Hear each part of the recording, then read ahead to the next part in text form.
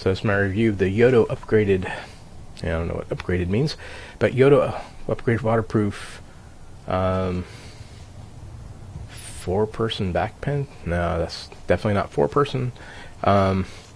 Anyway, it's a tent.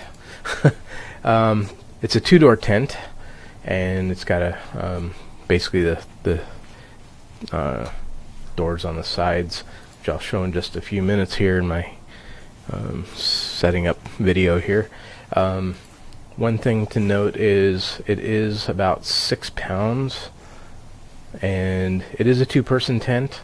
So when I took my kids backpacking, I had them using a similar tent that weighed a similar weight, and I basically had one kid carry the poles, one kid carry the tent material, and it balanced it out nice. So each is carrying about 3 pounds of tenting material, and that doesn't include the ground cloth, but it does have a pretty decent sized container wall that goes up, and you'll see as I'm putting this together, I'm just staking it into the ground right now, and then I'll put the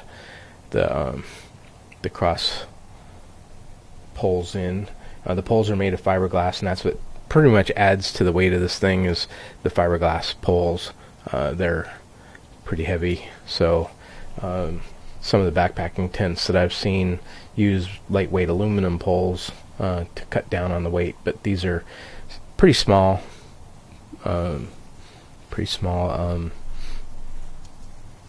fiberglass poles, and they've got the elastic cord in the middle of them. Let's see, it says, yeah, sleeping capacity is 2-person, so you could do 2-person with a little bit of gear. I'm 5'7", and you know, I fit in there okay. I would say somebody that's 6 foot tall would have to sleep on an angle. You know, it's not a extremely large tent, but and this is the 2-person tent that I am setting up.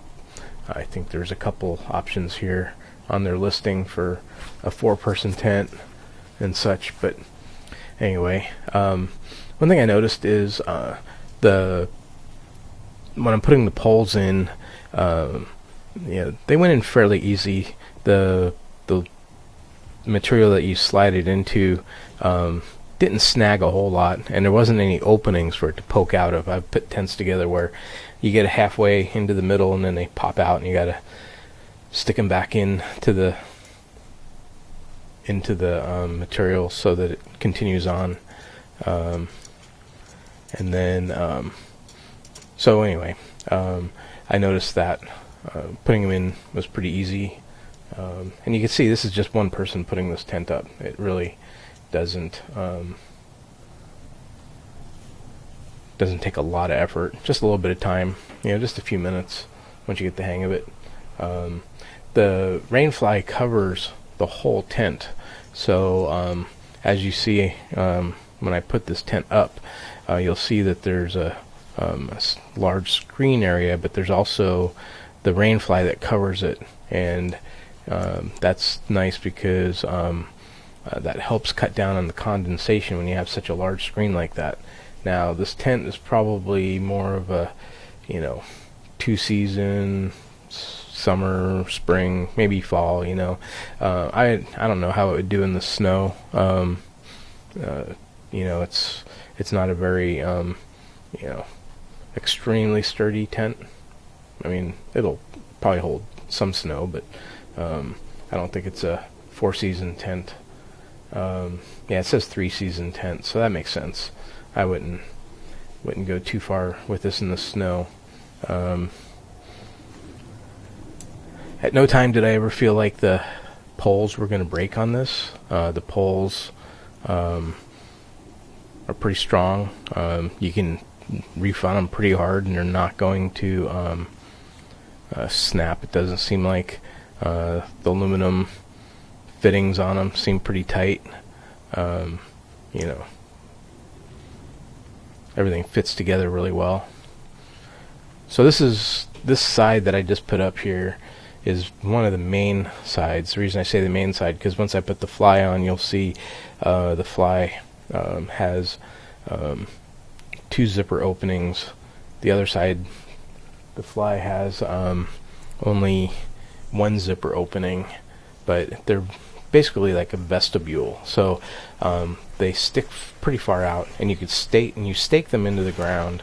So what you can do is you can put your backpacks or gear, shoes, whatever, underneath that vestibule to keep moisture off them. Is what they're designed for. So you don't have to put all your gear inside the tent, and just use the tent itself inside for sleeping. And now you can see where the 2 zippers are on those orange areas of the fly, and I'll open those in just a minute.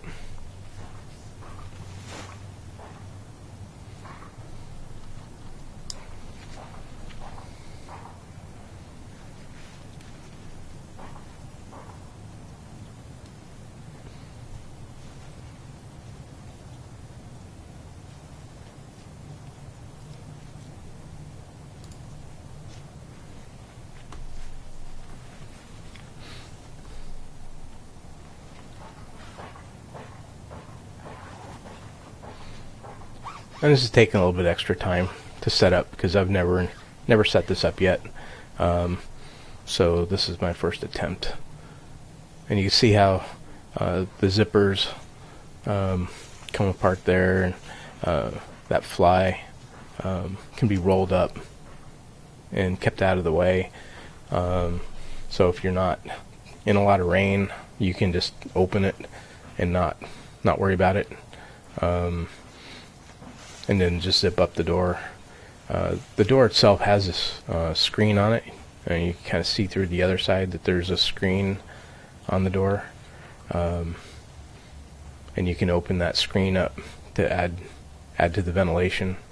And at any time when the weather's nice, if it's not going to rain and you just like sleeping under the stars, you could take that rain fly off and just use it under the stars.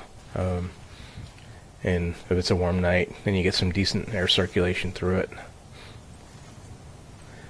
And then there's the door with the screen.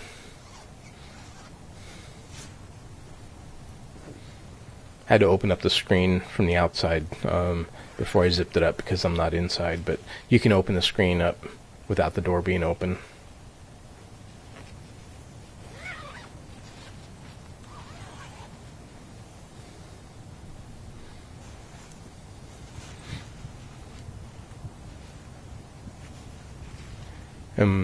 The seams, the zippers, everything seemed pretty well sewn. It's a nice little tent as far as quality goes. You could see the container at the bottom of the door there. There's no seam under that, so if it's wet, the water isn't going to seep in through the bottom. It's a pretty heavy, pretty nice vinyl material to keep water out, moisture out. Now I'm unzipping the vestibule, and you'll see that it sticks out quite a ways once I staked it down there. So with it sticking out, I could store a pack, store other things in there.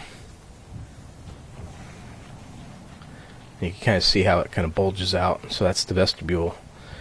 And there's the other vestibule on the other side, and it's got the 1 zipper in the middle.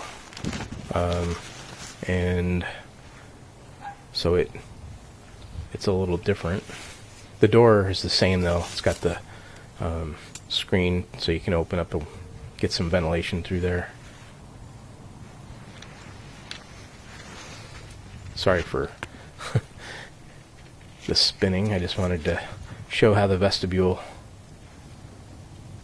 staked out and how wide it is on that side.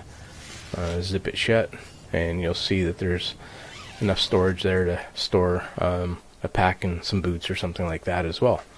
Now there's a vent on the end here, and that vent has a piece of material that helps make it stick out so that you can increase the airflow.